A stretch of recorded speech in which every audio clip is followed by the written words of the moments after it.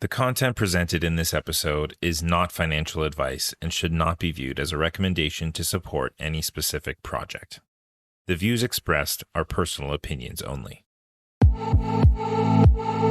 Welcome to Relay Chain, a podcast produced by Parity Technologies, where we discuss all things Substrate, Polkadot, and Web3.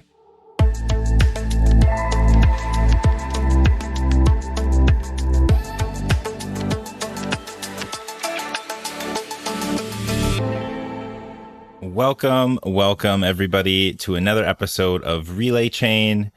For those of you guys that have been following along, it's very exciting times right now. Kusama is onboarding new parachains and new parachains are starting to onboard onto Polkadot. And it's the path, the vision that we've been all building towards is starting to come to fruition. And so I'm excited to have one of those teams on today. We have Cassidy from the Centrifuge team here to talk about Centrifuge and Altair, which is their canary network. Welcome, Cassidy. How are you doing? Hey, Jorrin. I'm doing pretty good. Thanks for having me on. Absolutely. I'm particularly excited to talk about this project. There's been a whole lot of talk recently in this space about metaverse projects, right? Like where we're building this new world in the digital space. But I'm super interested to see how we can take like real world assets, real world things, and bring them and have analogs into the digital space. And from what I understand, that's a huge part of what Centrifuge does. So how about you in your own words, give us a high level overview of what is Centrifuge Altair? Yeah. So we like to describe Centrifuge as real world DeFi. So what that means is, as you said, taking assets from the real world and allowing users to tokenize those assets. So creating that on-chain representation, and that allows them to then finance those assets on-chain. So really plugging into the liquidity that we're finding in DeFi in places like Maker and really soon Aave on Ethereum, and hopefully really soon in the Polkadot and Kusama ecosystems as well. Awesome. So let's start there. So Centrifuge is currently a standalone blockchain, right? But you also have a DApp that lives on Ethereum, and you also aim to migrate into the Polkadot space. So let's talk about like those three kind of different parts and how they will kind of come together to work as an ecosystem. So what is the Centrifuge standalone chain right now? Actually, way back when we started building this DApp on Ethereum, and the DApp right now is called Tinlake. And we really quickly realized that that wasn't going to scale very well.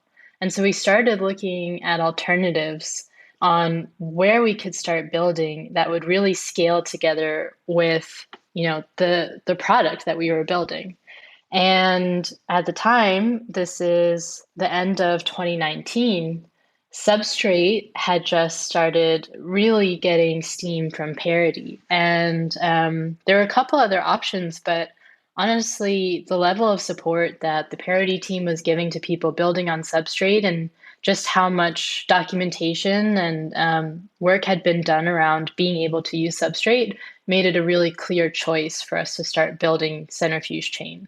And so we launched Centrifuge Chain in May of 2020.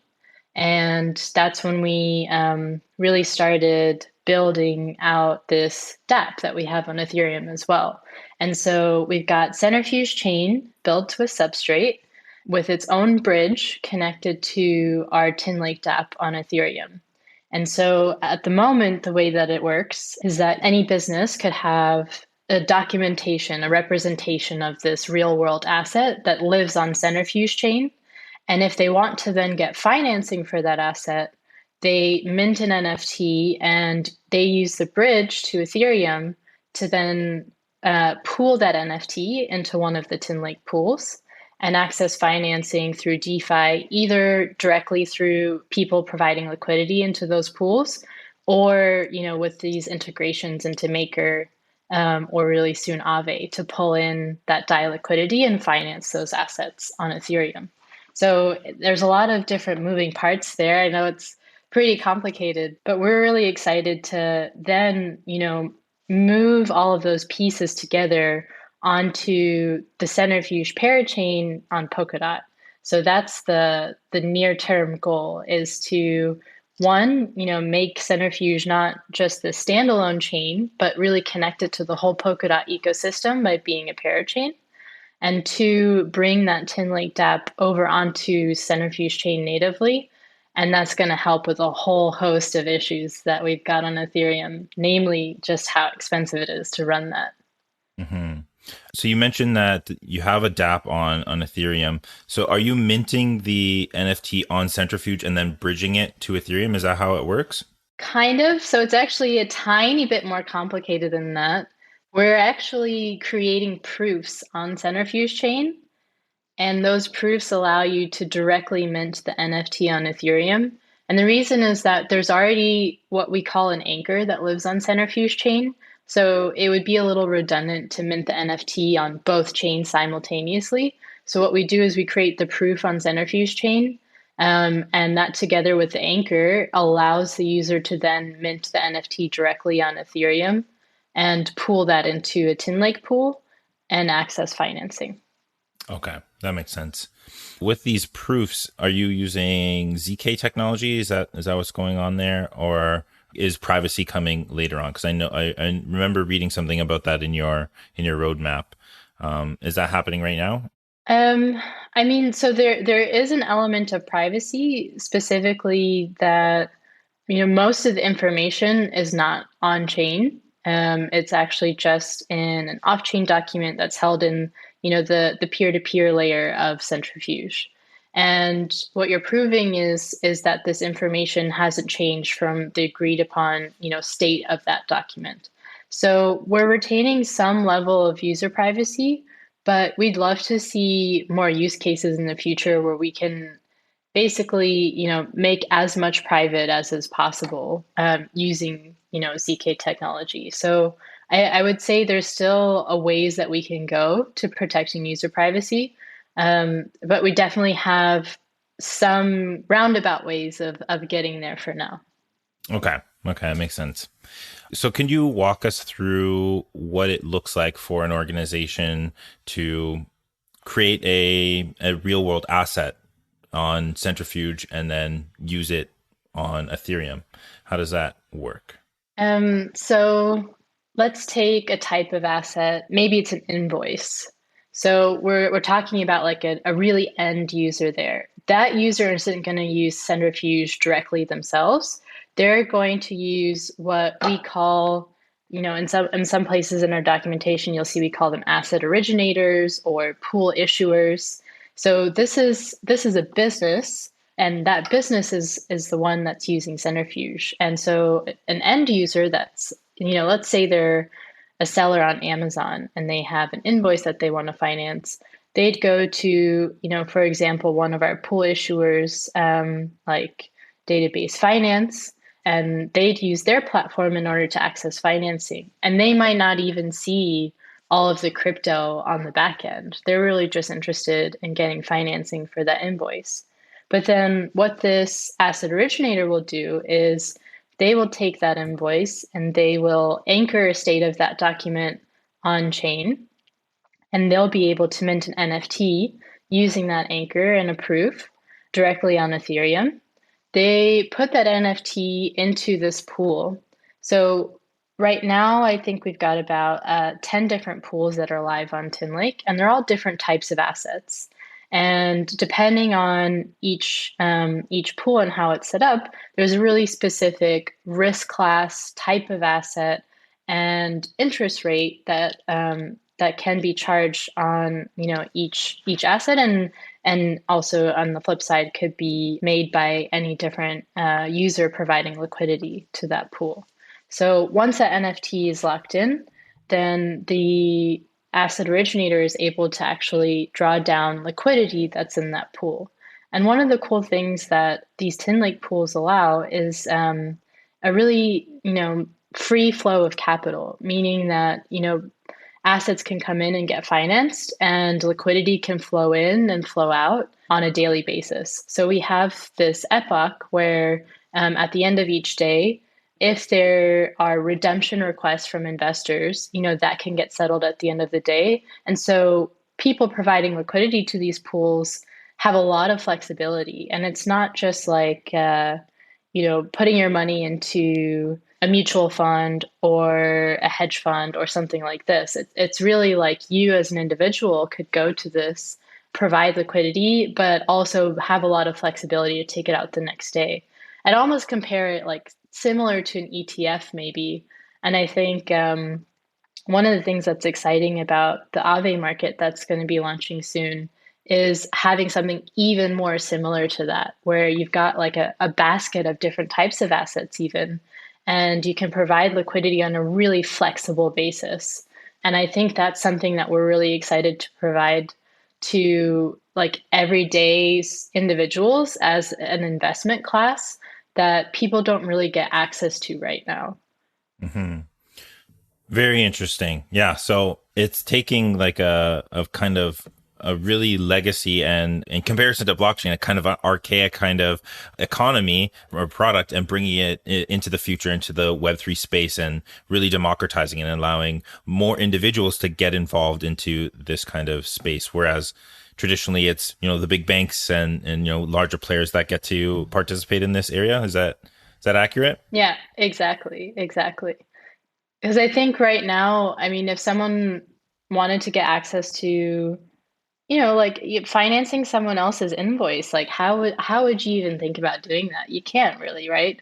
And I think that's something that's really cool and exciting is not only could you finance someone else's invoice or mortgage or the inventory for their business, it creates kind of this more connected economy. And what I mean is really that it's taking out the middlemen of the bank in that equation. Awesome. The core value of disintermediation, taking that middle person out of the program. Very cool. So you've mentioned a couple times integrations with Maker and soon Aave, and I'm interested to talk a little bit about that. So as I understand it right now, users can take assets tokenized using Centrifuge and use it as collateral to mint DAI. And soon you'll have an integration with Aave. So do you want to talk a bit about those pieces? Yeah. So the way that it works with Maker is not on the individual asset level. It's a little bit broader than that, meaning that each pool goes through the governance process, the Maker governance process. And they have a really clear outline of exactly what they're proposing to Maker governance to be able to get a really specific asset type accepted as a collateral type in Maker. So to give you an example, we have one pool called run by an asset originator called New Silver. And New Silver made a governance proposal to the Maker community, to MKR holders, that they have a really specific asset type. They have real estate in the East Coast of the US, and they pool this real estate together in a pool on Tinlake. And they were proposing to MKR holders to have that as an asset type in Maker and be able to lock that into Maker Vault and mint DAI to finance those assets. And that got approval with basically like a credit line of up to 20 million DAI. So what that means, which is actually really cool, is that the New Silver pool on Tinlake, say that there's maybe 5 million worth of DAI that retail investors have locked into that pool. If New Silver wanted to finance 5 million more on top of that, they could just directly draw that down from Maker and finance those assets, as well as have a lot of flexibility to pay back those assets without creating any sort of cash drag for the investors that are already have locked DAI into that pool. Because otherwise, what you could see is that, say, for example, it was 10 million that only retail investors had provided, and New Silver paid back 5 million of that, there would just be 5 million in cash sitting in that pool for as long as it took to finance another asset. And so that's creating, a lower return for any of those investors. Whereas having this credit line essentially from Maker makes that whole system a lot more efficient. And so that's why I find that Maker integration really exciting. For Aave, I think it's maybe a little bit slightly different of an interesting case there, and which I alluded to earlier, which is really creating like a pool of pools with Aave. And so we've got actually in that situation several different Tinlake pools that are going into one real world asset market in Aave. And so then if you're providing liquidity to the real world asset market in Aave, you're actually getting a really diverse portfolio of different types of real world assets and getting, I would say, in that sense, a more stable exposure to different types of asset and different types of risk. And so I think both of those cases are really interesting things that are built on top of Centrifuge that make the whole system, I think, more stable and more efficient overall. Very cool. I'm very interested in like when we start to take these real world assets and put them on chain, what kind of framework do we have to establish some sort of trust? Like when I think of like the far future, I imagine like, you know, everybody's house, everybody's car, all kinds of physical assets being tokenized and put on chain. But how do we guarantee some sort of like the custody of that or the actual ownership of that physical asset? What kind of thoughts do you have around that? Or what kind of implementations in the protocol are put in place for that? I guess in a sense you're kind of talking about things like oracles or like attestations of assets. Well, I mean, like if I tokenize my car and put it on chain to use as collateral for something, and I know that's not currently the case, but like I guess in the case of New Silver, you said they have a portfolio of homes. How do we guarantee that though they're not going to sell those homes that they're using as the collateral? An equivalent almost of like the double spend kind of thing. They used them as collateral. They drew some liquidity from that, and then they sold the properties, and now they have both those bits of money. Yeah, definitely. So there's the way that we address it now, and then there's the way that we hope to address it in the future. So for the time being, we've got in the background this legacy legal system supporting us here. And so each pool issuer, when they set up a pool on Tinlake, they're also creating a legal structure, really like bare bones, simple framework, but still a safety net, if you will, of a legal structure behind each of these pools. And as an investor in any of these pools, you're actually signing an agreement with the pool issuer, which beholdens the pool issuer to any sort of risk of the assets not being repaid or any sort of risk of the assets, you know, in that case, in that extreme case, not existing or having some sort of double spend. It's actually putting the liability on the pool issuer to ensure that any DAI that's locked into this pool is actually paid back to someone that's providing liquidity.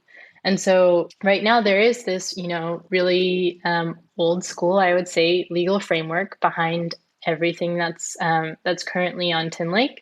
But I think some of the exciting directions that we want to go here, I would say, one are more integrations with projects, for example, like Kilt. Basically, what they could do is provide these on-chain attestations, provide different connections to oracles, where you could actually validate the authenticity of an asset, that it is in fact owned by such and such of a user, and they have the right to actually, you know, sell this asset or get financing for this asset. Those are a lot of, I think, really interesting things that we could do with those sort of integrations. And I think what Kilt is doing there would be really interesting for us to work with going forward. And we chatted with them a little bit of what that could start to look like.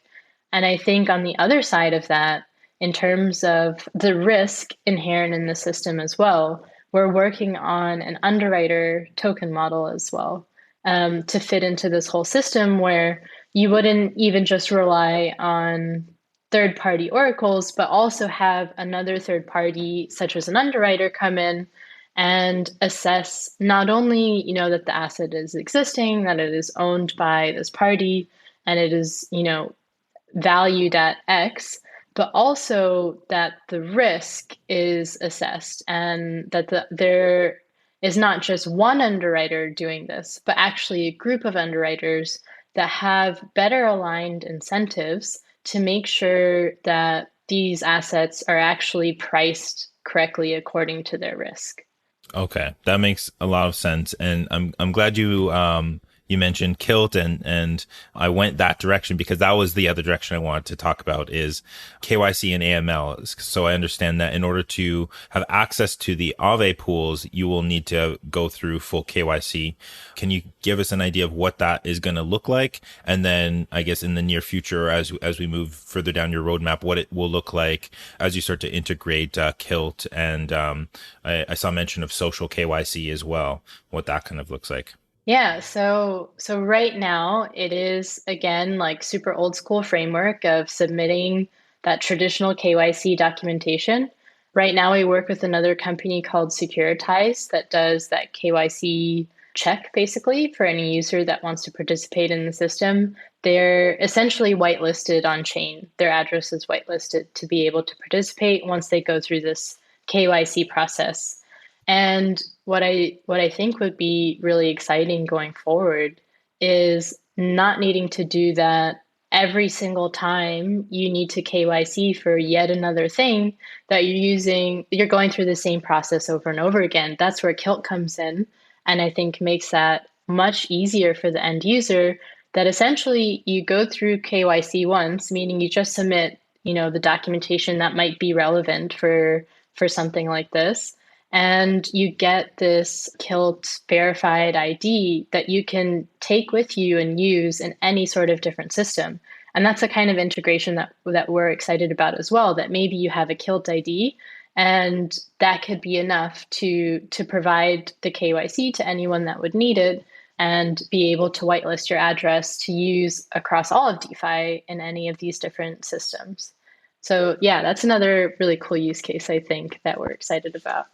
Mm-hmm. Yeah, I'm super interested to see. We kind of mentioned that all these parachains are starting to onboard to Kusama and Polkadot, and that really starts to open up the possibilities for the interoperability. So I'm excited to see how all of that kind of plays out, and Kilt and Centrifuge working together is a huge part of that, I think. Okay, I want to kind of shift gears a little bit. We've talked about real world assets being minted on Centrifuge. Is there any other kind of use cases that you see Centrifuge being used for, and maybe in the longer term? Or is that your core focus and you'll stay there for quite a while? I mean, the core vision is to enable, people, businesses to have better access to financing. And I think literally financing those assets using DeFi is definitely a core part of it. But there are a couple of things, slightly outside of that that I think could also be really interesting in the future. I think specifically making that whole process more efficient. And in that, there are different functionalities that we could add, like the underwriters that I mentioned previously, but also for the investor side, having something like a money market that's native to Centrifuge, where you could just really easily get, in and out of the system. And as well, something that's, always on top of mind for people that are thinking about risk, things like insurance and potentially having like an insurance DAO on Centrifuge chain as well, where the investors in these different pools could actually hedge the risk in some sense. And I think those are some things that are maybe a little bit more in the medium term. And then long term, part of the original vision was, what could we do when we actually have all this data in one place that isn't, it's not going to be data that Centrifuge has. Like there's no entity that has this data, but now you have all this data on chain that users could actually then use if we created such a system to be able to, for example, get much cheaper access to financing. So one of the main frictions that businesses feel today is that when they go to a bank, it's really hard, one, to like get all of your documentation together to really prove that you've been doing business for, 5 or 10 years or 15 years even. And two, like, get someone at a bank to find it worth their while to actually verify all of that data. I would say in some senses, I personally see banks as the bad guy sometimes, but they're actually not always the bad guy. In this case, like sometimes it's really just way too expensive for them to do all of this verification work, and maybe they even want to give you a loan, but it really doesn't make sense for their bottom line. And otherwise they would fail as a business. And I think with the system that we're creating, we're really hoping to make something that creates enough efficiency that we can start getting to like the real cost of what this financing should be. If there are Googles out there getting financing at 0.5%, then that means that your local coffee shop shouldn't have to pay 10% for a loan. I think there's just such a discrepancy there because of the nature of the data and how much work it takes to finance the local coffee shop compared to financing Google. And so we're trying to really bridge that gap as much as we can. And I think that's definitely the long-term vision. That's amazing. I'm glad you went to those lengths there. It really gives me a longer term vision of what you're building with Centrifuge. So thank you for that. Yeah. Okay, so let's talk about Altair now and how that fits into the kind of model here. So several projects in this space have kind of adopted the similar model to Polkadot and Kusama, where Kusama is the canary network of the main network, Polkadot. And so you guys have Altair as your canary network, and that is recently onboarded onto Kusama. So congratulations for that. Thanks. And so before that, Centrifuge was just a standalone chain. And so I'm curious, like, how was the testing and iteration process of making upgrades and developing Centrifuge before, and how is it going to be changing now that you have Altair as the canary network? And why did you choose to adopt that model as well? So we have two test nets for Centrifuge. We have like a really rough and ready breakable test net that we call Flint. And then we have a test net with more guaranteed liveness, so to say, with Amber. And with those two test nets, that was enough to get Centrifuge Chain up and running. But I would say where these canary networks become super interesting is specifically when you have a lot of value at stake. So right now we've got almost 50 million in TVL in our Tinlake DApp, and that lives on Ethereum. But once we move that over to Centrifuge Chain, it becomes a much higher risk to not test things as in depth as we could. And having a canary network like Altair is actually honestly, a really incredible innovation by the Parity team to have something like Kusama have this notion of a testnet with real world value, I think becomes really important for us. And I think we've already, all the teams I think that have launched parachains on Kusama have already started to see the value because so much goes wrong that you don't anticipate. And having Altair launch as a parachain before we do the same on Centrifuge Chain has taught us a lot about the entire parachain process. That is going to be really informative for once Centrifuge actually goes live as a parachain. So different things like even how we run the testing process, because Altair has its own test nets. But there were a few bugs that came up with, setting up those test nets correctly, for example. And then with Altair, I think specifically to Centrifuge, one of the most important use cases is going to be actually doing asset financing and pooling together assets, funding those pools with different types of stablecoins on Altair, and really pushing the boundaries there so that if something goes wrong, it's going wrong on Altair and not going wrong on Centrifuge Chain. And, that's not to say that we want something to break on Altair necessarily. It's more that there's less to lose if something goes wrong on Altair. And if we're using experimental assets, we can really, push the limits of what's possible a lot more on Altair than we can on Centrifuge chain when there's, as I said, just a lot more at stake. So I think we're actually really happy that this has become a really widely accepted way of approaching testing, because it's ended up being so incredibly useful for us. That's awesome. So I wonder, like, is the idea that when new projects are coming onto Centrifuge, like the next kind of new silver type of project, they will then launch on Altair first with like a maybe a smaller pool of funds, and would the idea then that once that proves working well for them, that they would then open a larger kind of pool on Centrifuge if and when Centrifuge launches on Polkadot as well? Actually, I this is a great question. I don't think that all of the pool issuers will do this. I definitely think a couple will, because I know a couple are already really excited about Altair and really just interested in testing things out there first. So I imagine a couple will launch on Altair first and then move over to Centrifuge chain. But I think some may wait for other asset types to get tested on Altair first, and then just wait for basically being able to understand that it is audited and tested enough that they could go directly to Centrifuge chain from Ethereum. So I definitely see both of those different paths. Either one of these pools could go directly from Ethereum to Centrifuge chain, or they could go to Altair first and then over to Centrifuge chain.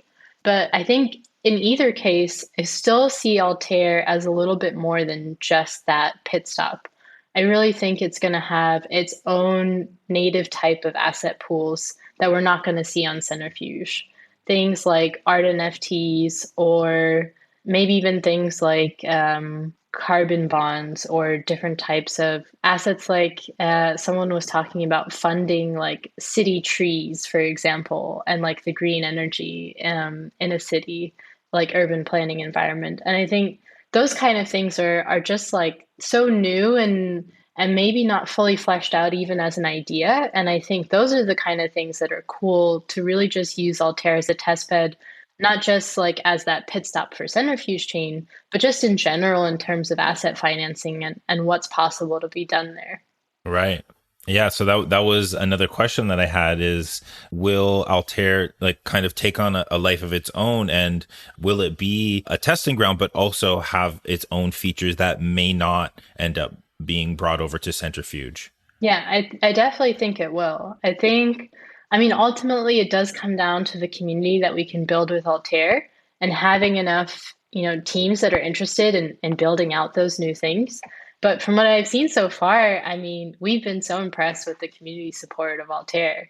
So I really do think that it's going to get that support that it needs to really bud into its own project and like own vision for what you can do on Altair as compared to just in on Centrifuge chain. Right. That makes sense. So yeah, we mentioned that Altair has onboarded onto Kusama, and you're now going through the phases of your rollout roadmap, which is a series of several different runtime upgrades.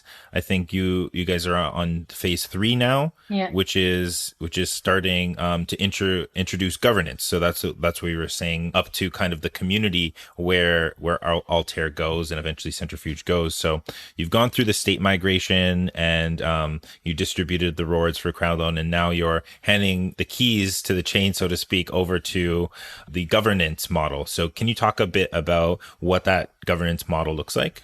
So it's really similar to what people are familiar with Kusama and Polkadot. So there's an on-chain council with Altair.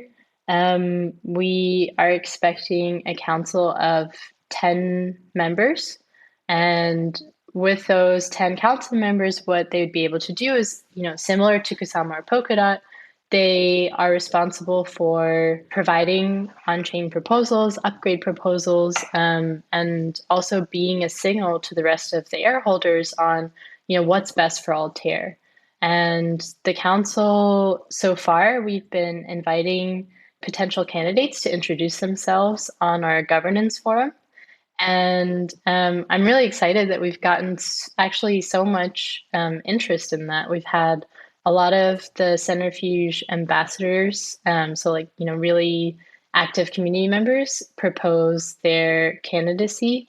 We've also had at least one person now from Parity, Will, the master of validators, proposed his candidacy, and also a lot of really interesting proposals for Altair in general, which was really great to see.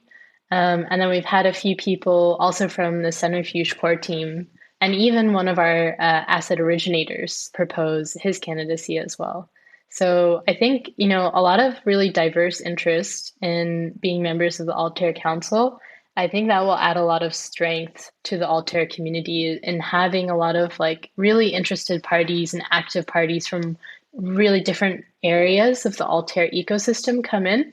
For me, that means that, we can have really informed decisions on lots of different types of topics that come up for Altair. And ultimately, that will just lead to a stronger budding ecosystem there. So I think it'll probably take a couple weeks for, the council not only to form, but really to get enough air holders to participate in the governance. So to stake their air and make sure that the council that's there is really the council that all air holders are really interested in having on chain. And then the next upgrade from there will be to enable balance transfers, which will come, like you said, in removing the keys of the system from the pseudo key, which right now is in control of the core team, and really just putting that in the hands of the air holders themselves. Awesome. I love it. The progressive decentralization is real, and it's beautiful when it works, and I love seeing it in motion. So one of the later phases of the Altair roadmap that I saw was launching this thing called the NFT Studio. Can you talk a bit about what that means? Yeah. So that's our first functionality on Altair. And it's just like a sneak peek, I would say, into the later functionality. So it's simple, but I think enjoyable. It is a way for people to view their portfolio of NFT assets that they have. So either in their own wallet, or ultimately what this will be used for is being able to look at all of the different assets that are in a Tinlake pool. And I think that's exciting because, one thing we were talking about earlier with like attestations of assets, imagine that you could see all of the houses that are in that new silver pool on Tinlake. Then you'd be able to see like this is the physical house, this is what it looks like, and be able to have a better idea of all of the different assets that are there. In the short term, maybe a little bit more personally enjoyable, just like seeing all of the NFTs that you've got in your wallet and having a nice way of visualizing that as well. Cool. And would this have any application to like an artist per se, like being able to use Centrifuge maybe to finance their art? Does that make sense? Yeah, definitely. I think that's part of the motivation of having NFT Studio be the first functionality on Altair is we're definitely going in this direction of wanting to finance art NFTs.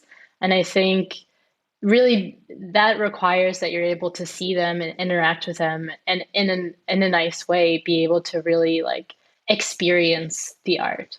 And if we have a pool of CryptoPunks, for example, you'd want to see all of those CryptoPunks in the pool if you're going to finance that. So I think NFT Studio is really a stepping stone in that direction to eventually be able to have artists get financing there. Mm.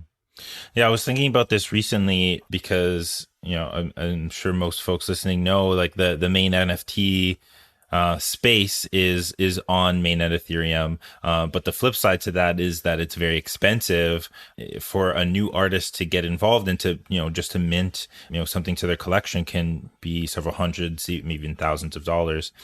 So I was thinking like, how do we get folks in like, the quote unquote developing space or lower income areas involved in this ecosystem where the main economic action is happening on a cost prohibitive platform.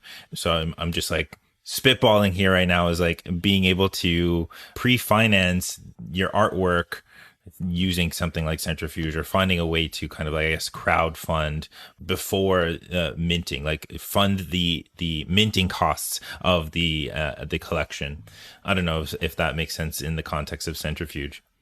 It's certainly something that Centrifuge could be used for. I'd say maybe not the first use case we're gonna see. Probably it would come down to like, already having the asset there.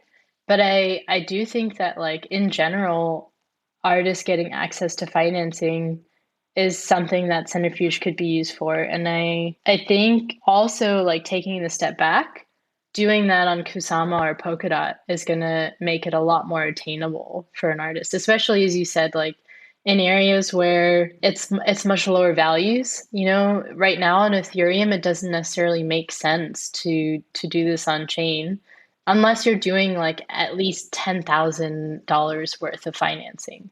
It doesn't make sense to do anything less than that, just because the gas fees are so high. And so for anyone who's, charging interest rate on lending out that 10,000, it doesn't make sense to do that on Ethereum. And all of a sudden with something like Kusama or Polkadot, where the transaction fees are like, almost forgettable, it opens up so many new possibilities, especially for new and budding artists that really need access to capital and like not really large amounts, right? Like they might be looking for 500 or 1,000, and that all of a sudden becomes a real possibility when you have something like Kusama or Polkadot. Mm-hmm. Very cool. Okay, so we talked about Tinlake being the first app on Ethereum, and that will be ported over to Centrifuge later on. And the first DApp on Altair is going to be the NFT Studio. And will there be a corollary Tinlake on Altair as well? Will it also be called Tinlake? We're probably going to get rid of this Tinlake name, which, yeah, might be a little bit confusing at first, but I think we're just going to call them pools on Altair and then pools that are on Centrifuge. And they will go live on Altair first.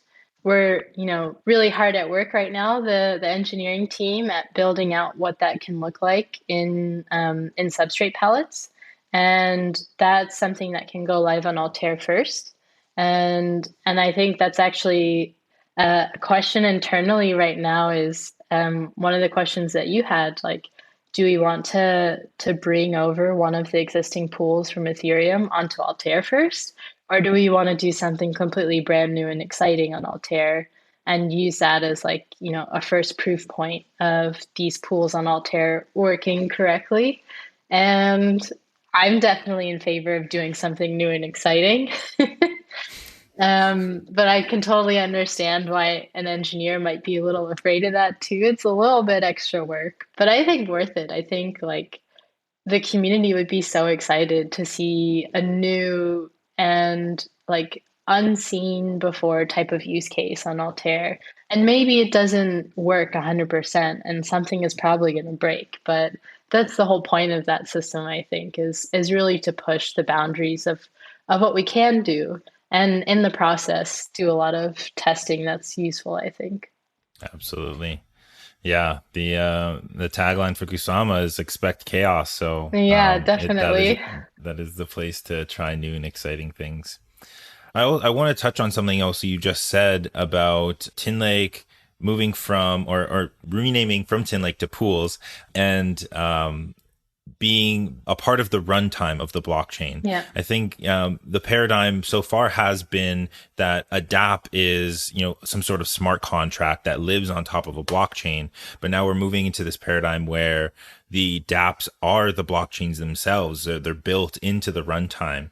And so how do you kind of think about that? And also, will Altair and Centrifuge be smart contract platforms as well for other developers to build on top of, or will it mainly be like built into the runtime? So I think you really nailed why we are making that name change. It really is because right now, there's a special name for this dApp because it's actually a dApp that lives on Ethereum. And so we gave it its own name, Tinlake. But once it moves over to Centrifuge Chain and Altair, they're just various palettes that are built directly into the runtime of both of those chains. And so it doesn't really make sense to call it its own name when it's just a part of the chain. And I think the future functionality on both Altair and Centrifuge Chain is going to be natively built into the runtime as well. So I don't expect that we'll see, something like smart contract functionality on either of these chains. I think it's really going to be like custom palettes built out specifically for the purpose of, allowing these assets on chain to access financing. Awesome. While we're on the topic of naming as well, what is the impetus for Centrifuge and Altair as the names for these projects? So Centrifuge came about when the founders started forming this project, and the idea behind it was to really take apart the financial supply chain, all of the different elements of it, take out all the fluff and the inefficiencies, and put it back together again. So this idea of this centrifuge that's really like spinning these different parts of the system together, and taking out those parts that are really needed and putting them back together. That was like the idea for the name of Centrifuge. And with Altair, we were really just riffing on that spinning concept. And Altair is the name of one of the fastest spinning stars in the galaxy. And so it's, taking that sort of concept and really like running with it in a totally different, maybe more experimental way. So yeah, that's where those two names came from. Very cool. Let's kind of zoom out a little bit and talk about more ecosystem positioning. There's been a lot of talk about this concept of DeFi 2.0. We've seen a lot of new projects doing, mind-bending things with with finance, and I'm just curious, what are your thoughts about that? How does Centrifuge kind of fit into that? Is would you consider Centrifuge a part of quote unquote DeFi 2.0, and what does all that even mean? Just kind of an open-ended question there. Yeah, I mean, I guess I even struggle to define what DeFi 2.0 really means. I would say that one thing that I've seen that I really don't like about DeFi is that it was all just kind of like eating your own tail, so to say. Like all of it was just like crypto native, building on crypto native things and sort of creating value out of nothing in a sense, and also creating value for almost no point, really, in many of those cases. And I think where we do fit in is trying to innovate. I think, even though a lot of that was I think for nothing in a lot of ways, because you're creating this value and it's not really going anywhere, but you're innovating. Like you are proving that these systems can work, and you're breaking things and you're pushing the boundaries. And I think that's super important. And I think we're definitely trying to have one foot in that side of the ethos of the entire blockchain space, I think, to an extent. But the other foot is definitely firmly grounded in reality for us. And what I mean by that is really like trying to actually take out value from that system and give it to people and businesses that need it. So we do definitely juggle both lines there, where we're on the one hand trying to innovate, trying to push the outside of what the traditional finance system allows today. But at the same time, we do use traditional legal frameworks, KYC. But what that allows us to do is ultimately give real businesses real money, and be able to build things that they want that they wouldn't otherwise be able to do. And I think hopefully we're finding that right balance there to push for something better, but still make an impact today. Amazing. I want to kind of bring things full circle as we start to wind down here. We talked about Centrifuge migrating into the Polkaverse, but still maintaining a presence on Ethereum, and Altair being its own kind of ecosystem that will take on a life of its own. But all of these parts kind of fit together. And so what is the glue that sticks these together, and how will like value transfer between them? As I understand it, there's a bridge to Ethereum right now, right? But like, how do those all pieces talk together? I mean, I do think the Polkadot relay chain ultimately is the strongest glue that's going to be across all of those ecosystems.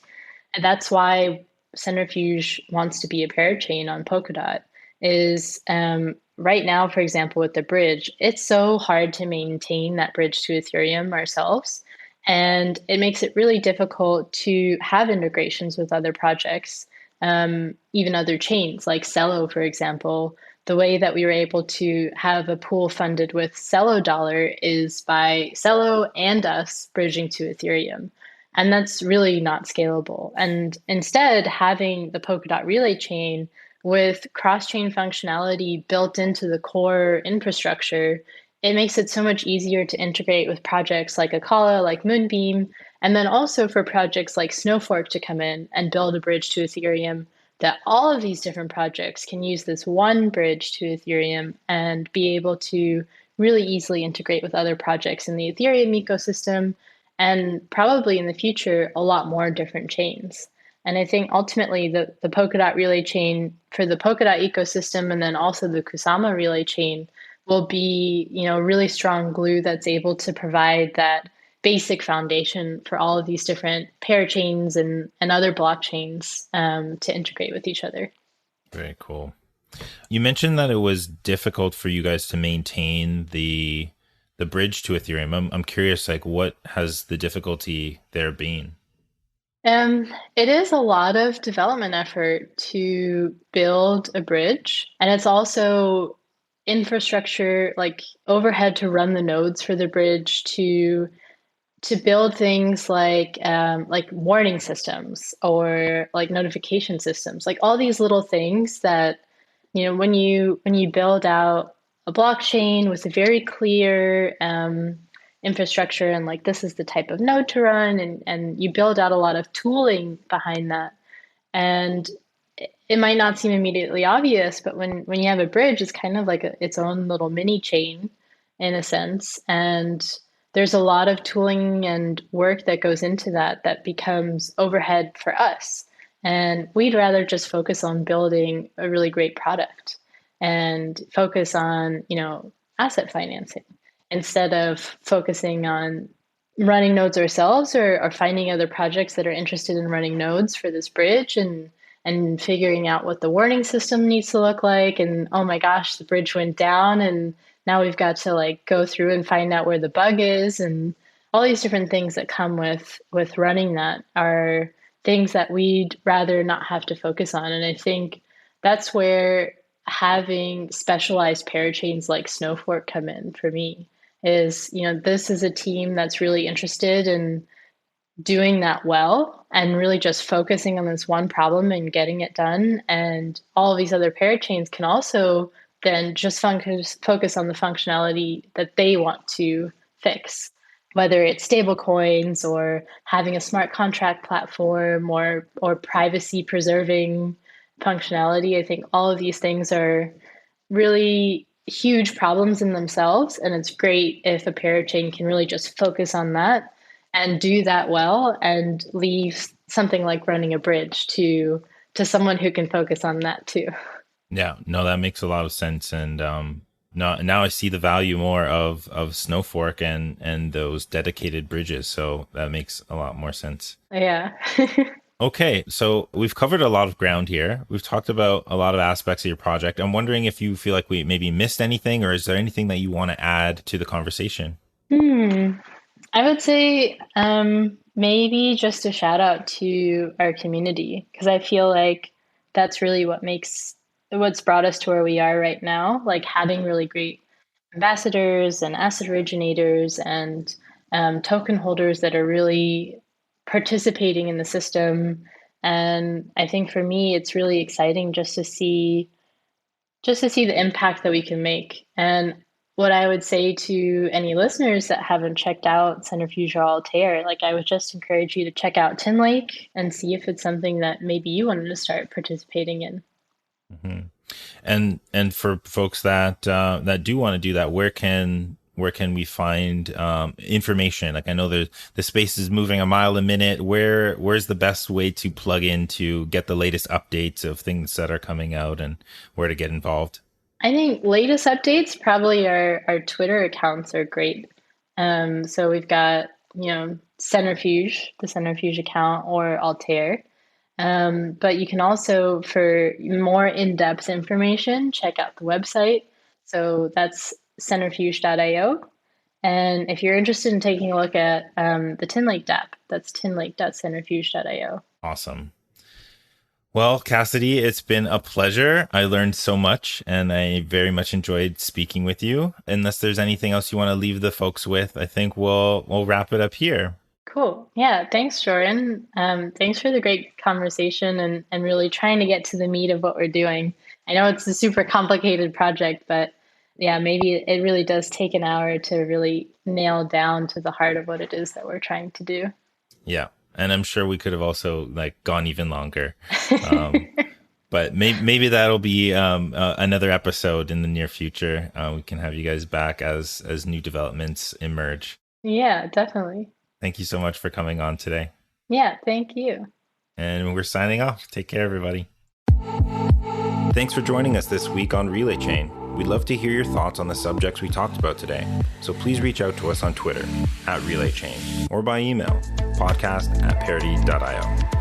The team at Parity has some of the brightest minds working towards building a robust and inclusive ecosystem that puts power back into the hands of its community members. With cross-chain communication as a primary goal, we aim to break down the tribalistic barriers that have formed throughout the blockchain industry. If you want to learn more about what we're building, or if you want to join our team, visit our website at parity.io and sign up for our newsletter at parity.io/newsletter.